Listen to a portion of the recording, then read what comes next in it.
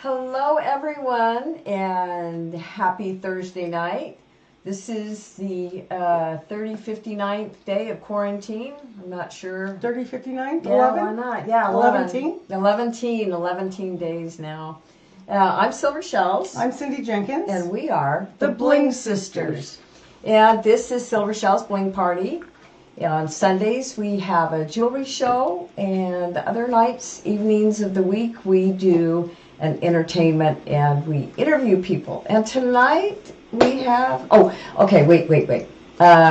Look for the red light in the upper left-hand corner. That means we're live. And if you want to be notified when we go live, then over on the right side, you can click on your notification bell and say, give me all notifications. So, who do we have? We have Eric Levy. How exciting. From Night Ranger. And hello. Garage Mahal. Hello. Garage Mahal. How are you? Oh, doing great. Absolutely. Yeah, wonderful to be a part of this. Thank you. Oh, you are so welcome. Thank you. I've seen you play at New Vintage Church, so that's where I first became aware of you. So Eric, you were born in Chicago, Illinois. Yeah, you've done some research. That's Chicago, my hometown. And you started playing piano at age 5. Yes. Now, did you have a musical family? Yeah, so my dad was a touring musician. Oh. And my mom worked as a preschool teacher for her career, but she would bring a guitar into her classes and sing and play for the kids. So yeah, really musical home. And 2 of us kids. I have a younger sister who's she's also in music. She's a music teacher, still out in Chicago. Oh. Yeah. So, but for years and years, I was like, I loved music. But I just, I didn't want to make a career in it. I guess, I don't know, how do you rebel against your parents when they're like hippie musicians? You know? I want to become a nerd in school. So what did you focus on then instead of music? Oh, I wanted to, my goal was to program computers. I had an old, back in the 80s, I had an old Apple IIe. And used to sit around on that and program in BASIC, and I was into it. I enjoyed it, and to me, yeah, that seemed like maybe more of a secure future than being a musician. But summer between my junior and senior year of high school, my dad at the time was playing in this 50s and 60s rock cover band around the Chicago suburbs. And so he asked me one day, he's like, hey, we got this show coming up and we don't have a keyboard player and it's just songs you've heard on the radio your whole life. If you just want to show up and jam with us. And I was like, yeah, that sounds great. So I went and jammed with them. And then the guitar player who was on that gig had just hooked up with a gentleman named Joe Zalozzi in Chicago who was putting together a band for his act, and he enjoyed being an Elvis impersonator. Oh, okay. So this guitar player called both me and my dad first to do a recording session, and then what turned into being a fairly steadily working band my senior year of high school. And all of a sudden, I'm like out playing in bars on the weekends, and like, wow, this is really fun. Maybe I should consider my career path. My dad was right. That was it. Decided to go for music and never looked back.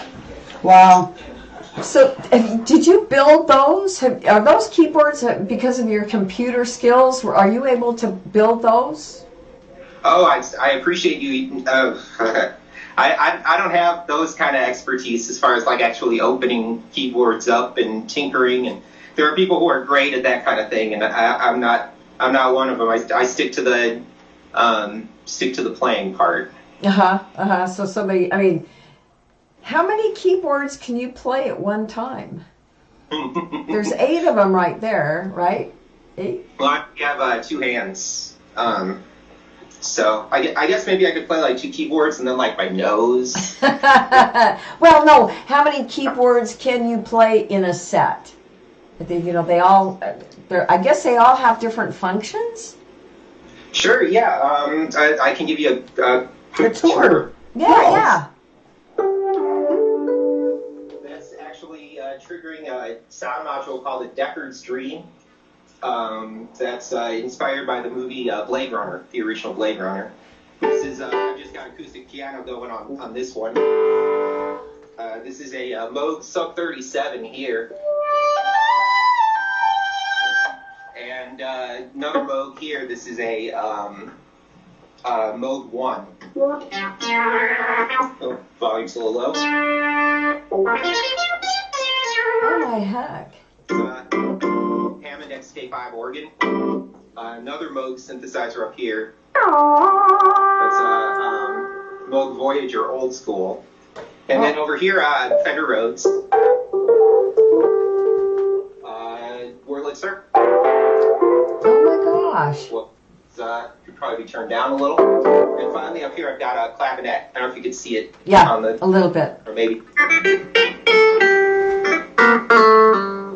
Yeah, that's what I got here at the moment. So each one is, you have a different, click on this one sounds like a Wurlitzer organ, and so when you're playing something, you can just switch it up and switch around, and. Yeah, for sure. And I'm into guitar pedals too. I think pedals are a lot of fun because, for guitar players, it's like get them set up on the floor. But for a keyboard player, it's like I've got them just spread out all over where I can get my hands on them. So I got like some pedals here and one here. And I don't know if you can see it, but along the top of that clavinet, it's all pedals. So I can do things. Oh, and I've got some things like triggered by different spots. So like for instance, I can be playing this Rhodes over here. Yeah. I've got a pedal down here, which is controlling the delay mix on a delay pedal up there. So I can and get some effect in just by moving a foot. So yeah, I'm into anything that's going to help me feel creative in the moment, and a knob that I might want to turn. That's what I'm going for. So, who inspired you as a child or when you were younger? Well, my dad was my Your mentor. He was my primary musical inspiration. Jamming with him and learning how to play from him. But as a kid, when speaking of church, you mentioned earlier, my mom was. She was really into this old Andre Crouch album, gospel music album from the 70s. Actually, she had a couple of them that she played in heavy rotation. And Andre Crouch is this pianist and just super talented, and his band was amazing. And so, yeah, a lot of my early inspiration on piano came from Andre Crouch, I think, more than anybody. Okay, that's good. And you play jazz. Is jazz piano your specialty, or? That's what I do college for. I was a jazz studies major, and I don't know. I've had this interesting career of bouncing kind of from genre to genre, and at this point, I wouldn't want to exclude any of them. It's like if I was only playing jazz, I would so miss playing rock. Yeah, playing rock is just a blast in a completely different way. So yeah. Well, we saw your YouTube videos. You got a lot of videos there. So we were looking at those, and so anyway, from 2000. So why'd you move from Chicago? I had a professor at college. I went to Northern Illinois University, and I had a professor there named Fareed Haq. And he was actually the guitar professor, but he was very kind to kind of take me under his wing. And of all the professors there, like, he was the one who I was like, him. The way he plays music, that's who I want to be around. So Yeah, I studied with him. He was kind enough to offer me independent study, and we were jamming together with the jazz department and all that. And then I ended up leaving school and going and working on cruise ships for a few years. Oh, that's fun. Yeah, that was really fun. I'm glad I'm not on boats these days. All these people stranded out there at sea and all that. But yeah, so the thing that ended up bringing me back off the boats was I got a call from Fareed saying, "Hey, do you want to join my band?" And I said, "Yeah, I want to join your band." And that was enough for me to be like, "All right, cruise ships were fun. I'm going back to Chicago." And so this was 1998. And then in 2000, all of a sudden one day I noticed, wow, wait a second, there's like a lot of different looking people at these shows all of a sudden. Like it used to just be like kind of a more like formal jazz kind of scene. And all of a sudden it was like, I was seeing, people letting their hair grow and people showing up with their taping equipment. Really? And, okay. So little did I realize at that point in time what Fareed had come over to San Francisco and hooked up with a drummer named Alan Hertz, who and a bass player named Kai Eckhart. And so that was what turned into forming Garage Mahal. And so yeah, within a couple months, Fareed called me one day. He's like, "Yeah, I put your name in for this thing out in California. Are you into it?" And I knew I was coming out to San Francisco, and yeah, as soon as I got to this area, I just completely fell in love with the region, with the people, the weather, the quality of life. This felt like the place that I should be. So here I am still today, Bay Area. Oh, it's great. And so, do you live in Santa Rosa? Yeah, Santa Rosa area. Oh. Yeah, I'm just south. It's But just, yeah, Santa Rosa area. it is so lovely up here. And It's amazing. so No question. Yeah. so that was Garage Mahal? Was that the band that you were with? Garage Mahal. Yeah, and I'm so so grateful to have been able to do that for a decade. Just like it pushed me musically like I can't imagine anything else would. And it was this amazing journey into the jam band scene. And because it's kind of a countercultural thing. It's not something that I was exposed to as a kid growing up in Chicago. It's like I had a couple Grateful Dead albums, but that's as far as and I'd probably heard Fish by that point, but that's as much as I knew. And all of a sudden, coming out to California, and our very first tours back in 2000, 2001 were basically just going up the coast and playing in Arcata, Eureka, and up in Portland and Eugene and Seattle, and we would go up to Vancouver quite a bit. We'd go up to British Columbia a couple times a year. So yeah, for a decade I rode around doing van tours, and I loved it. Absolutely loved it. I was very passionate about the music that we were making, and it was the perfect time in my life for it. I didn't have kids yet. Yeah. Well, so happy I got a chance to do it. I wouldn't be the player I am today. Not a chance if it weren't for that. Well, speaking of playing, I think we have a video we're going to watch. It's called Rock Jam at 175 BPM, and we have a segment of segment of that. So let's go. Wait, is there anything you want to talk about? Oh, do you want yeah. to introduce it or say anything about that? Yeah, so I've been slowly, kind of steadily getting more and more into making these home videos. And as I do, finding that, wow, this is, in a way, it feels like a dream come true, because it's like whatever I want to do creatively. It's, different musicians, I think, have different maybe passions of what they prefer to do. I love being in the studio and recording music and making albums.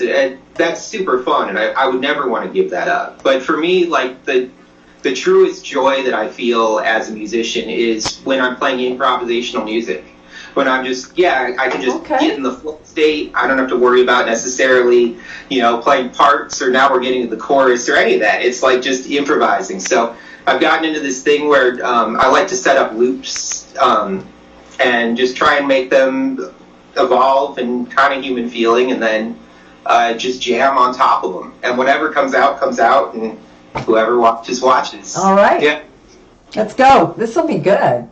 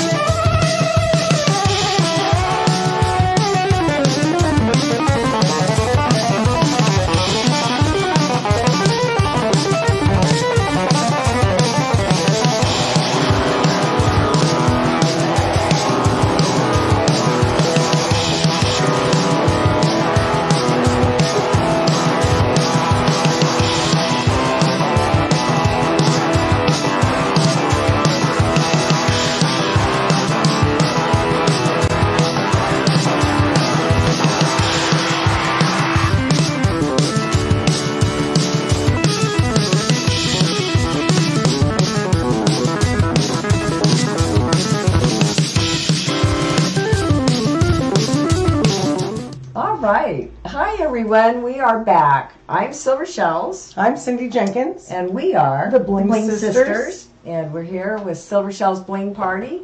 We are interviewing Eric Levy of Night Ranger. And he is a wonderful keyboardist.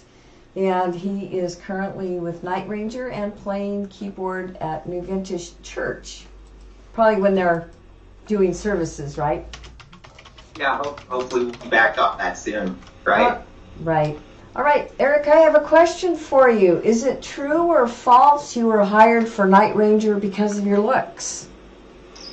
I would say true. Isn't that funny? That compounded by the talent, I think. Yeah, well, yeah, obviously if you couldn't play, they wouldn't, yeah, you got to be able to play. So they just hired you to because you look like the other keyboardist, right?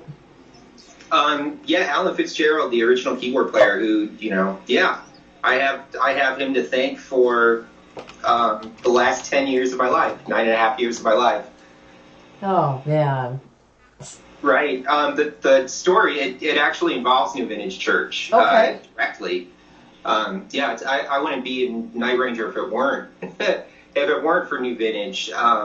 But I had met Jack Blades a few times from being over there. Jack is the lead singer and bass player for Night Rangers. So I'd gotten to know him a little bit over there. He was living in Santa Rosa at the time. And anyway, so 2010, I was still playing with Garage Mahal, doing van tours. And but I was also playing in a band with Will Evankovich, who was at the time, he was the music director at New Vintage. And so he called me up one day and said, "Hey, I'm having a birthday party at my house. Will you come?" And I was like, "Yeah, sure. Yeah, of course. I'll be at your birthday party." And he said, "Can you bring your keyboard and just like leave it in your car?" And I was like, "Okay." So I put my keyboard in the car and I drive over there. It was that keyboard, actually, that Nord. The Nord. Yeah. I drove over at Will's party, and at some point Jack Blades showed up at the party and walked up to me and said, "Hey, I'm working on a solo album, and I'm wondering if you would play on one of the songs like right now." Right now? And Right there? I just happened to have my keyboard in my car. What a coincidence! So I grabbed the keyboard, brought it in, and Will's house at the time, his studio was literally in his living room. So in the middle of a party, like we set up and he taught me the song and we played it and so then from there Jack ended up calling me over and ended up recording more songs on his album and around the same time with Garage Mahal, the Fareed, my professor from college who got me in the band and got me out to California and all of it, he was leaving the band at the end of 2010.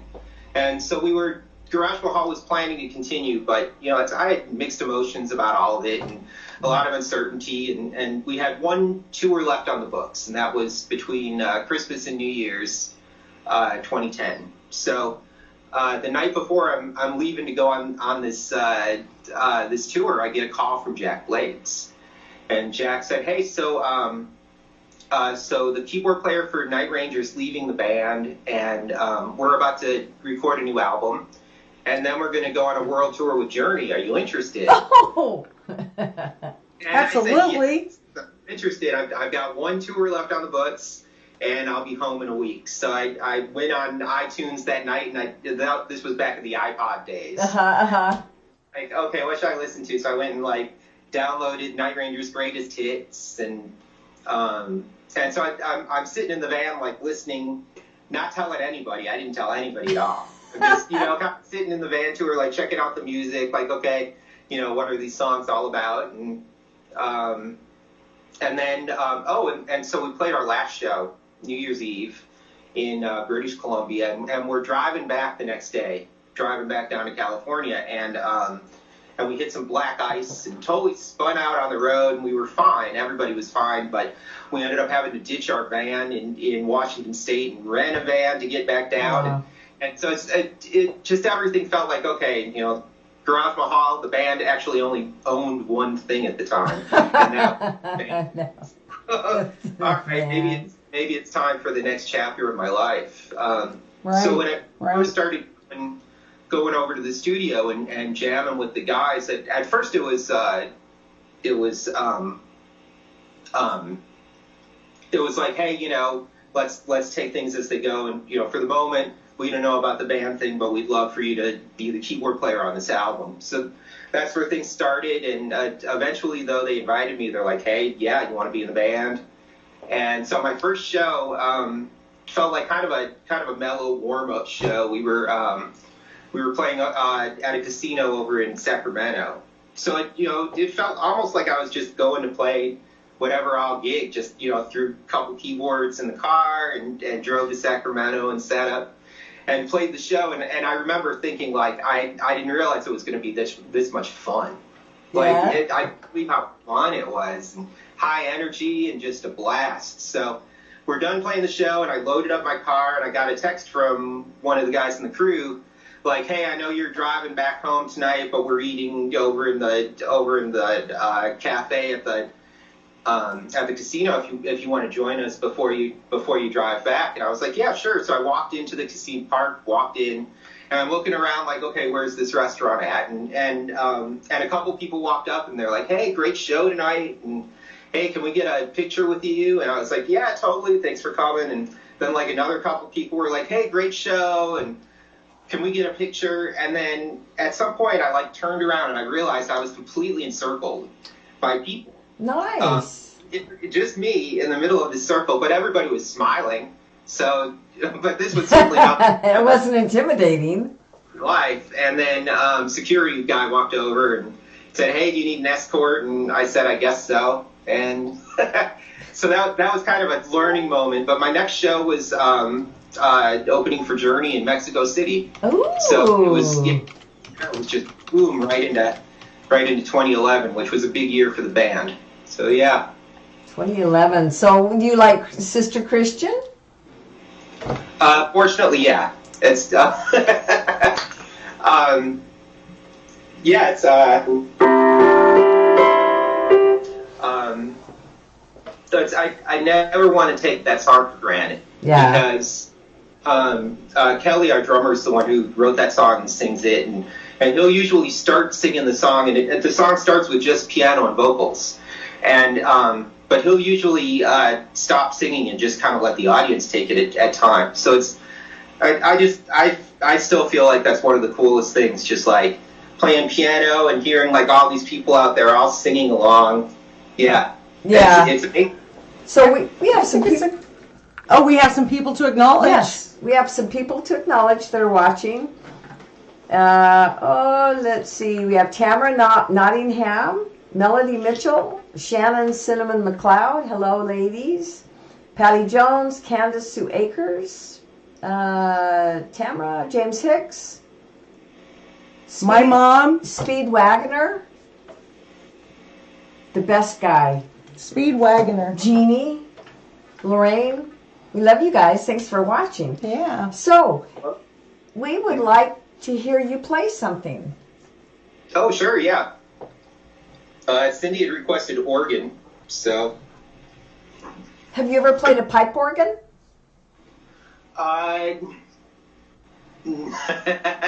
Not a real pipe organ. I've looked at them and been like, wow, that looks incredible. Yeah, the pipe organ is, so that's what the Hammond organ is based off of. This was originally supposed to be just kind of an electric version of the pipe organ. Okay. But yeah, the people who do that for real, where it's like all the foot pedals and everything that's going on, yeah, it's mad respect for the people who do. Yeah. No doubt. Well, I got mad respect for you. Look at your gig there. Okay, we are ready. All right.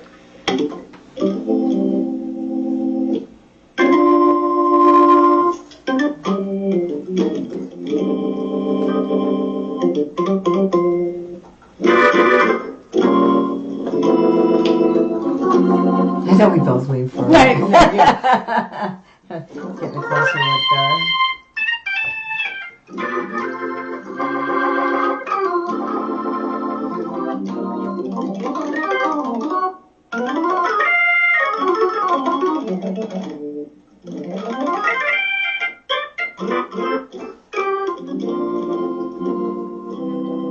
Jazz piano.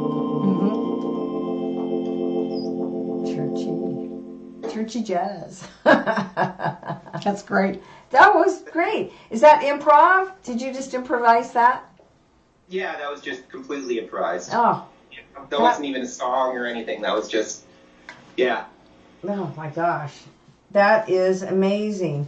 So do you want to talk about a little Under the Street Lamp? Oh, sure. Yes. Love that organization. All right.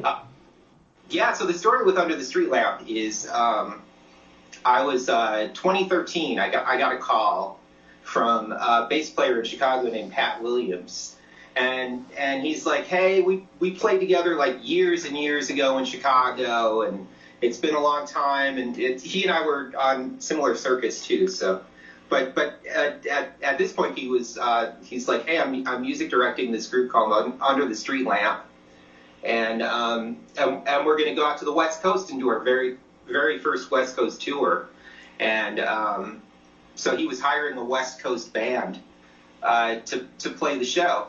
And I was like, yeah, it sounds like a blast. And fortunately, I had the dates available. So I went and learned the show and played it with these guys. And the story with them is they started out as the original four singers were together with a show called the Jersey Boys, Broadway show. And they were doing the Chicago production of it. And they just kind of took the idea and ran with it and said, well, hey, we're playing a four-piece doo-wop group like on stage every night. What if we just actually go out and sing for real and actually be a group? And so if you've seen the Jersey Boys, Under the Street Lamp is a line directly from the from. Okay. Yeah, at the time they were just coming off their first PBS special, which was really well received, and kind of catapulted them into doing these tours. So I did this tour with them, and it was only four. I think it was only 4 shows, but I couldn't. I was just so blown away by just how cool everybody was, and just like everybody in the organization, everybody were just like quality human beings. And I remember even talking to the manager who was telling me like, yeah, that's a really important thing for us to be careful about our culture and really protective of our culture. So had a blast. And then 2014, 2015, I think I played with them maybe once in that span when they had done a show out west. But then 2016, they called up and said, hey, we're doing a West Coast tour January, February. Do you want to be involved? And I was like, yeah, I worked out with my Night Ranger schedule. And this time when I got out to playing with them, it was like, okay, well now we're actually able to fly our core band members around. Okay. So it became more of a viable thing of being able to go around the country then and get a chance to play shows with them. And they're very understanding about my situation with Night Ranger. And it's hard to find like another touring band, I think that would be understanding of my situation with them. So the fact that they are is amazing, and just really, yeah, it's the people involved, people in the band. I have such love, such respect for them all. It's really, I really love the experience of playing music with them. Yeah, we just did a couple shows together in Edmonton, Canada, with the Edmonton Symphony Orchestra, and total blast. How fun! I know Edmonton. I lived in Coeur d'Alene, Idaho for 6 years, and used to go up there quite frequently. So we have a Dave Darr from San Francisco, or a Dave SF Darr, who's saying hi. Saying hi. DAHER. Hey, how are you? Oh, yep. There's we got people saying hi. Jeannie, okay. So, what are your plans for? What are you doing during this quarantine? My primary thought about the quarantine is, okay, this is an opportunity for me to be with my family that I would never have otherwise had. Right. And I've been touring pretty much nonstop since I started on cruise ships. Since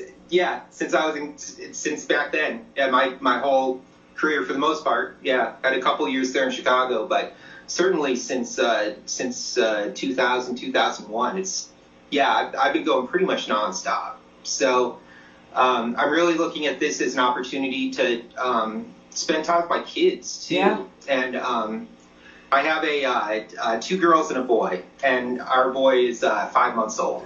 Oh, wow. Congratulations. So you don't have to homeschool him. How old are your girls? Our eldest is in second grade, and we also have a 2-year-old. Oh, so you Busy dad. Busy. Oh my gosh. Yeah. So first and foremost, but I feel like the cool thing about it though too is I was especially feeling with knowing that we were having a boy for our third child. Just like remembering back to when I was a kid, and my dad was on the road. He moved back to Chicago when I was 6, and didn't tour again. But between the time that I was born and the time I was 6, he was on the road a lot more than I am. Even he was like really on the road back in those days. So a lot of it when I was having my kid was when I was having my boy, I was thinking, okay, well, my intention is going to be that anytime that I'm spending with him, I'll think about when I was his age and what I would have hoped that my dad would have been able to do and be there for me if he was. And if I do that and I take that approach, then hopefully when I make my inevitable mistakes as a parent, hopefully then I'll be more able to readily forgive myself for them.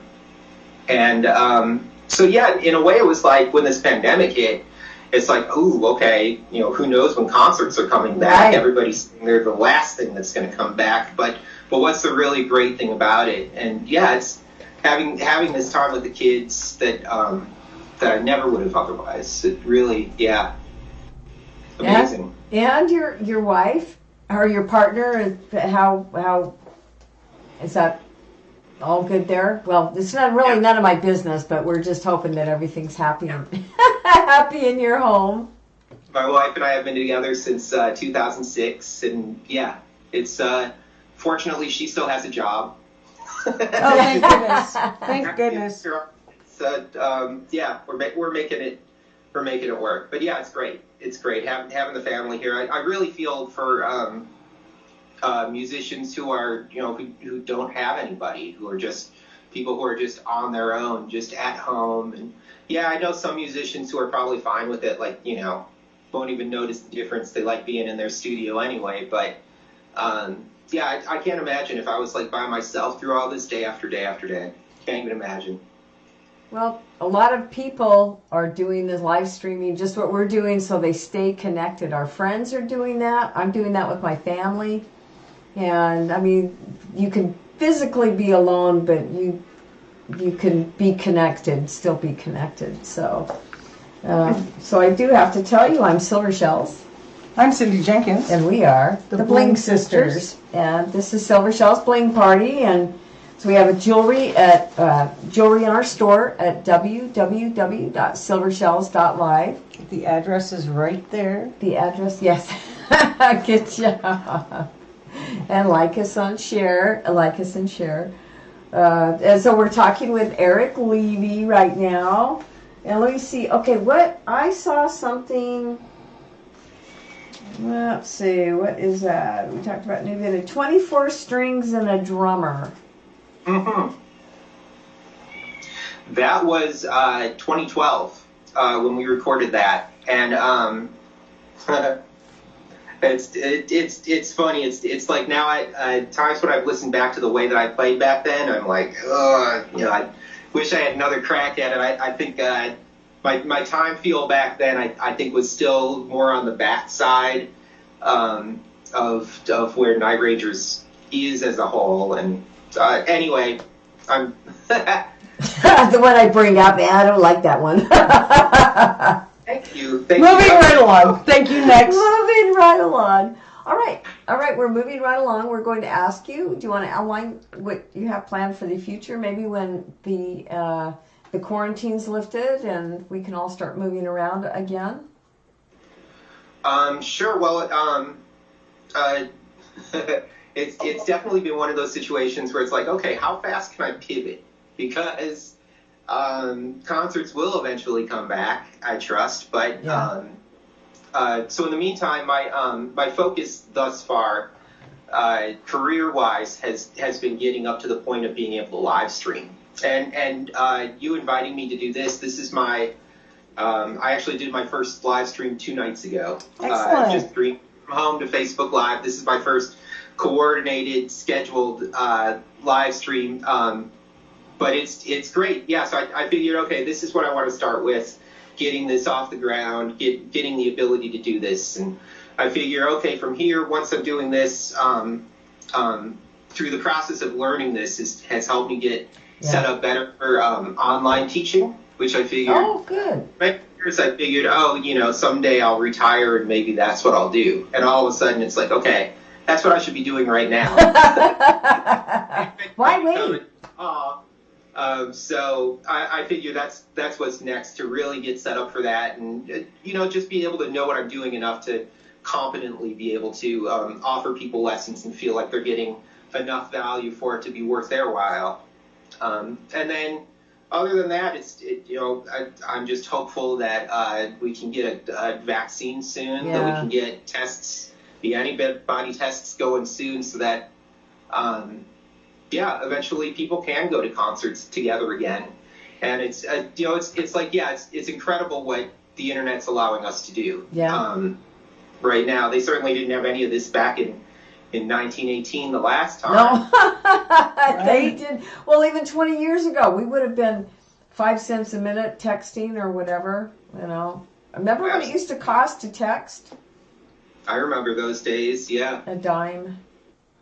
But I do think, especially people who come to a Night Ranger show, I think a lot of what a band like Night Ranger is able to provide for people is, it's not just about, I think the experience of going to a concert, it's not just about hearing the music. It's about being there with, it's like people who are at a Night Ranger show who grew up with those guys back in the 80s on MTV and grew up with that music.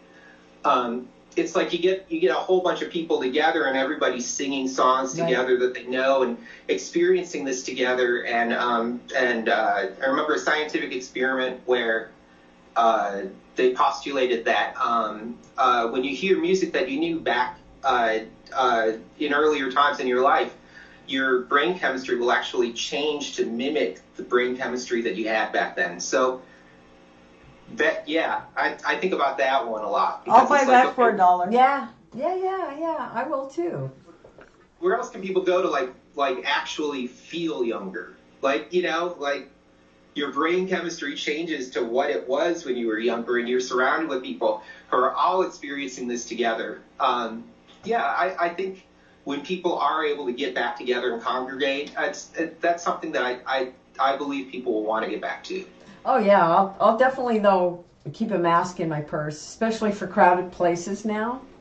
Yeah. We're all so aware now of, I wonder how many kids don't have pink eye, from not going to daycare and touching, other kids, and so I think the shelter in place has been it's been good for some and bad for others. So, So you're going to continue playing for New Vintage Church? I hope to. My chances to be over there are not as often these days as I would like, and I really do miss it. Yeah. A lot of times on a Sunday morning, I'll be waking up on the road somewhere, flying. A lot of times we're out somewhere on Friday and Saturday night, and then flying back home on Sunday, and I'll be looking at the time and think, oh yeah, they're in rehearsal right now, getting ready for that first service or whatever. My thoughts are consistently coming back, and I'm so happy that I'm still able to go and be a part of it when it is possible. The last time I was over there was on Christmas. I think I played the Christmas services. I think I was there, and it was lovely. It was just lovely. We have a question from the forum. It says, ask him who is the biggest prankster in Night Ranger. And this is from Speedwagoner. From Speedwagoner? Nice. Biggest prankster. That would be Carrie. That would be Carrie Kelly, our guitar player. Yeah, he's not afraid to mess with people. He has good intentions. Yeah. So tell us a prank that he's done on you. A funny one. Well, a lot of times it's him like coming over to the. Oh, I remember a good one. there was one night at the end of Sister Christian. At the end, it kind of goes back to just being keyboards and vocals. So we were the band finished, and we were in the part where it's just piano and nothing else for a moment. So I'm in the midst of that space where I'm just playing by myself. And I see Kerry out of the corner of my eye, and he had taken, what did he have? Oh, he had a drumstick, and he took a drumstick, and it was unintentional completely. But there's no way he could have planned to do this. But he takes the drumstick and like throws it down on the stage, but it like bounced back up and ricocheted and hit me like right in the hand as I'm in the middle of like this sensitive piano moment, and it completely like threw my left hand off. I ended up on the wrong note. Oh no! Oh, you're big. You're so everybody low. It was. Oh well. There's always funny. tomorrow. All right, we are winding up, and we've had a wonderful conversation and interview with you, Eric. How just marvelous. Thank you so much for joining us. Oh, thank you. My pleasure. Thanks so much. So we are going to play as our going out video, Somewhere Over the Rainbow. And Do you want to set that up for us? do you want to talk about that? Sure. Yeah, I can't remember.